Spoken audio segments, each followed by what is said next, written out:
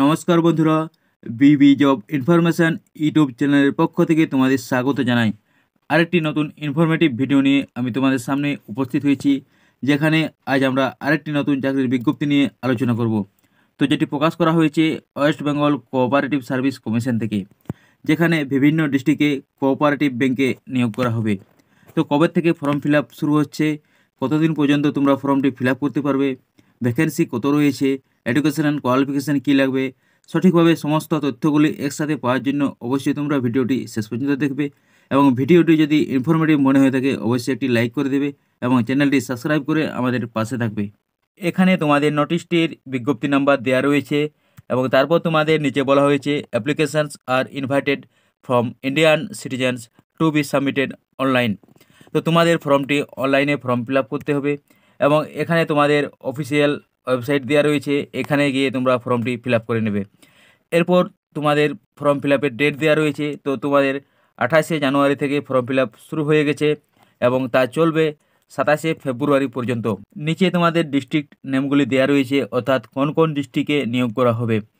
তো প্রথমে দেওয়া রয়েছে Nadia district central cooperative bank, তারপর দেওয়া রয়েছে Hooghly district central cooperative bank, নিচে বলা হয়েছে পুরুলিয়া সেন্ট্রাল কোঅপারেটিভ ব্যাংক, তারপর জলপাইগুড়ি সেন্ট্রাল কোঅপারেটিভ ব্যাংক, তারপর দেওয়া রয়েছে Malda district central cooperative bank এবং নিচে দেওয়া রয়েছে রায়গঞ্জ সেন্ট্রাল কোঅপারেটিভ ব্যাংক। তো তোমরা পশ্চিমবঙ্গের যে কোনো জেলা থেকে ফর্মটি ফিল আপ করতে পারবে।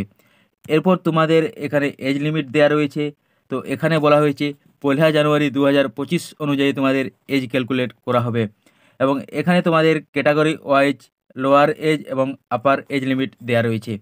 তো যারা তোমরা ইউআর ক্যাটাগরির মধ্যে পড়ছো তারা 18 থেকে 40 বছরের মধ্যে ফর্ম ফিল আপ করতে পারবে এবং এসসির মধ্যে যারা পড়ছো তাদের বয়স 18 থেকে 45 বছর হলে তারা ফর্মটি ফিল আপ করতে পারবে এবং এসটির মধ্যে যারা পড়ছো তাদেরও 18 থেকে 45 বছর বয়স পর্যন্ত ফর্মটি ফিল আপ করতে পারবে। ওবিসিরাও 18 থেকে 45 বছর পর্যন্ত ফিল আপ করতে পারবে এবং যারা ইডাব্লিউএস ক্যাটাগরির মধ্যে পড়ছো তারা 18 থেকে 40 বছরের বয়সের মধ্যে যারা পড়ছো তারা এই ফর্মটি ফিল আপ করতে পারবে। নিচে তোমাদের দেওয়া রয়েছে তোমরা কিভাবে ফর্মটি ফিল আপ করবে।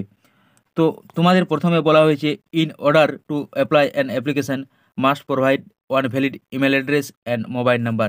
তো তোমাদেরকে একটি অবশ্যই সঠিক ইমেল আইডি এবং মোবাইল নাম্বার দিতে হবে, যার মাধ্যমে তোমরা এ সম্বন্ধে সমস্ত তথ্যগুলি আপডেট পাবে। 2 নম্বরে তোমাদের বলা হয়েছে an application must enter his her personal academic technical and computer knowledge details. তো তোমাদের এখানে বলা হয়েছে একাডেমিক এবং টেকনিক্যাল এবং কম্পিউটার নলেজ যে সার্টিফিকেট আছে তোমাদের, সেগুলি তোমাদেরকে তারপর সাবমিট করতে হবে। এরপর নিচে এখানে 5 নম্বরে তোমাদের দেওয়া রয়েছে তোমাদেরকে পাসপোর্ট সাইজ ফটো দিতে হবে, সিগনেচার আপলোড করতে হবে, লেফট থাম্ব দিতে হবে, অ্যাডমিট কার্ড অফ মাধ্যমিক ওর ইকুইভ্যালেন্ট এক্সামিনেশন, অর্থাৎ তোমাদের মাধ্যমিকের অ্যাডমিট কার্ড লাগবে, কাস্ট সার্টিফিকেট লাগবে যদি থাকে, রিলেভেন্ট কোয়ালিফিকেশান ডকুমেন্টস লাগবে এবং রিলেভেন্ট এক্সপিরিয়েন্স ডকুমেন্ট লাগবে। তোমাদের যদি কোনো এক্সপিরিয়েন্স সার্টিফিকেট থাকে তো লাগবে, যদি না থাকে দেওয়ার দরকার নেই। এবং 8 নম্বরে তোমাদের বলা হয়েছে ডোমিসাইল সার্টিফিকেট লাগবে। এখানে তোমাদের অ্যাপ্লিকেশান ফি সম্বন্ধে বলা হয়েছে এবং নিচে তোমাদের ক্যাটাগরি দেওয়া রয়েছে এবং ক্যাটাগরি ওয়াইজ অ্যাপ্লিকেশান ফি দেওয়া রয়েছে। তো তোমরা যারা আনরিজার্ভড ক্যাটাগরি অর্থাৎ ইউআরের মধ্যে পড়ছো তাদেরকে এক্সামিনেশন ফি 400 টাকা লাগবে, প্রসেসিং ফি 250 টাকা লাগবে। তো টোটাল তোমাদের মোট 650 টাকা লাগবে। এবং যারা আদার্স ব্যাকওয়ার্ড ক্লাসের মধ্যে পড়ছো OBC, OBC A, OBC B, তো তাদেরও মোট 650 টাকা লাগবে।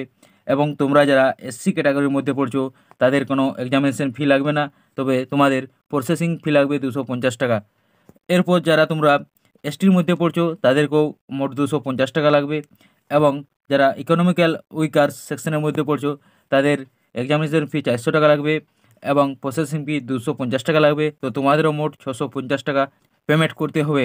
তো এরপর নিচে আরেকটি টেবিল দেওয়া রয়েছে, তো এখানে তোমাদের কনভেন্স ফি সম্বন্ধে বলা হয়েছে, যেখানে তোমাদের 17 টাকা আরও এক্সট্রা চার্জ কাটা হবে।